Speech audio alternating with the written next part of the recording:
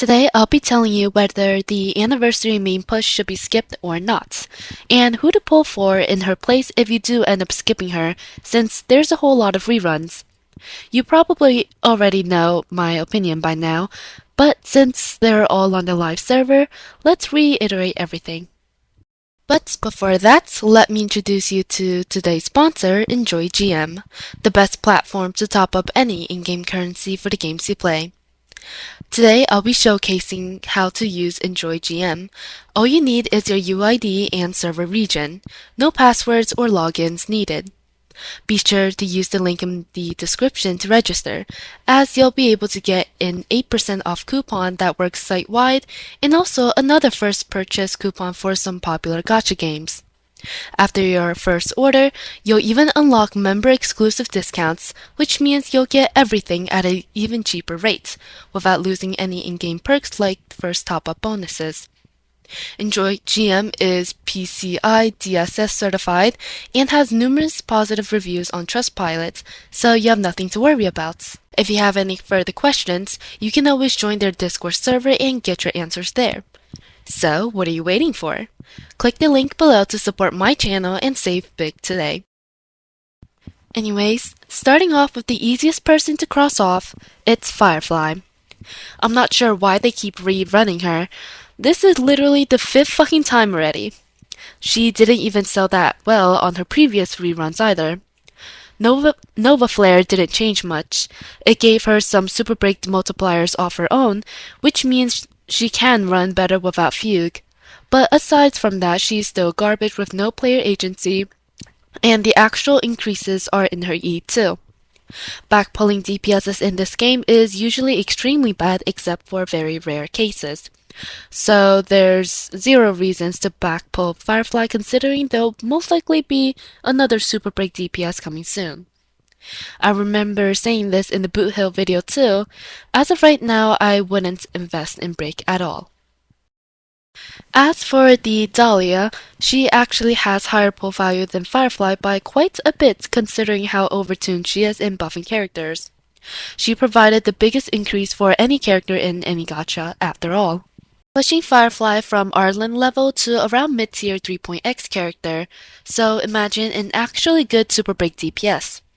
She doesn't really work outside of Super Break, so that's why she works by bringing Super Break itself to other DPSs, which is quite effective in a lot of cases like with pre-Nova Flare Zila and certain AS clears.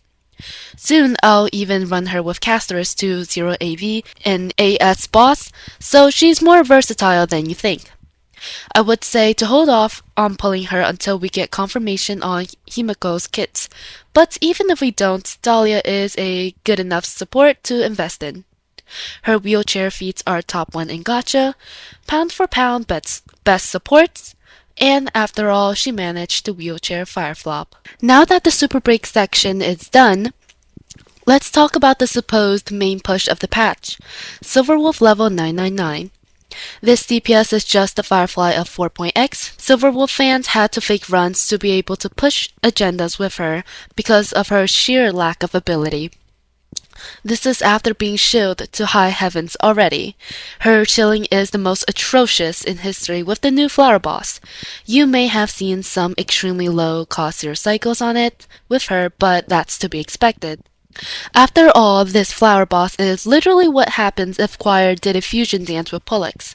It fucks over the majority of teams by having 40% all type res except for Silverwolf. I can't even say her team because Sparcy got fucked over, so it's just Silverwolf. They also let Lightning and Physical through because they're forced to do so. All bosses need 3 weaknesses, and those 2 are the weakest candidates so far. It also fucks people over via the mitosis enemies, where only Silverwolf can kill them without any overkill, while they're there to just waste the damage of every other team.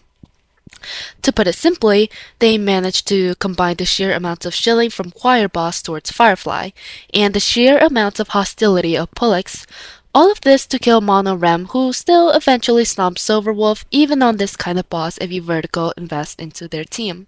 There's also the insane amount of punchline generation in every single content right now. And the fact that Hoyo is telling everyone to not compare Silverwolf to other teams outside of Shill, all of this points to her not having a long lifespan at all. If you ask if Silverwolf is worth playing for or not, I would still be on the fence, despite me hating her extremely so due to her brain dead kits. This is because if we look at it extremely short term, Silverwolf will provide value during this patch due to her insane shilling. Whether it's worth investing 100 pulls to get her, that's up to you if you have extra pulls or not. I wouldn't vertical into her since her idolants and stuff can't be transferred over when eventually she falls off a cliff. So she's worth it if you're planning to quit the game after clearing everything this patch. Otherwise, she isn't even worth it for the global passive, considering it's honestly dog shit compared to the strategies offered by Castorice's global passive. Speaking of Castorice, she's the last one on the banner and the only one I'd say is 100% worth investing in. Mono Rem is so broken right now that at 20 to 30 cost, you'll be able to stomp out a 48 cost Silverwolf team despite Mono Rem being nerfed a lot on the ultimate show flower boss, while Silverwolf is being boosted several fold. This is worth mentioning due to the plate theory, which is where investing into one team to do plates is cheaper than constantly needing to either swap around many low-cost teams for knights or vertical investing into 3 teams. This is only possible due to how invincible Mono Rem is, to where they're always going to be the strongest regardless of what boss they're facing, as long as you have enough investment. Some people may think Castorice isn't worth it if you have like E6 Siren DPS or whatever, but an E2 cast will always provide significantly more value than RMC. Castorice can also double as a support and sustain if you've watched my videos, and her global passive enables many strategies and lower reset time significantly for sustainless runs. Even after a year, she's the highest pull value unit in the game right now in my opinion. That covers everything, and I'll see you in the next one.